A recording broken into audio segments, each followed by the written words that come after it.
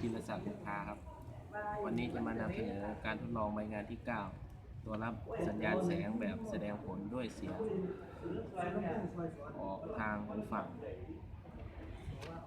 เมื่อกดสวิตช์ S1 ค้างไว้จะพบว่า LED ซุปเปอร์ไบรท์เปล่งแสงออกมาเป็นสีแดง และแสง LED ซุปเปอร์ไบรท์นี้จะส่งให้กับโฟโตทรานซิสเตอร์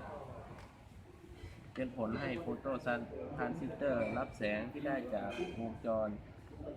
ส่งซึ่งมี LED ซุปเปอร์ไบรท์เป็นตัวส่งแล้วสัญญาณที่ได้รับจะเข้าสู่ขาหนึ่งของ IC1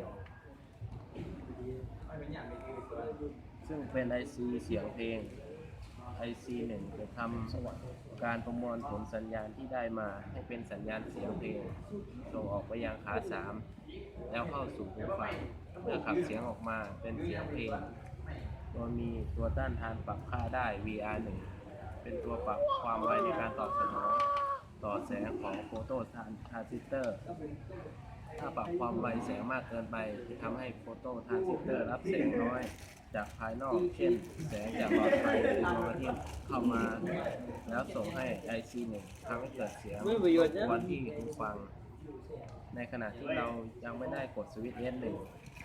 แต่ถ้าเราปรับความไวแสงให้เหมาะสมขณะที่เรายังไม่กดสวิตช์ S1 จะไม่มีเสียงรบกวน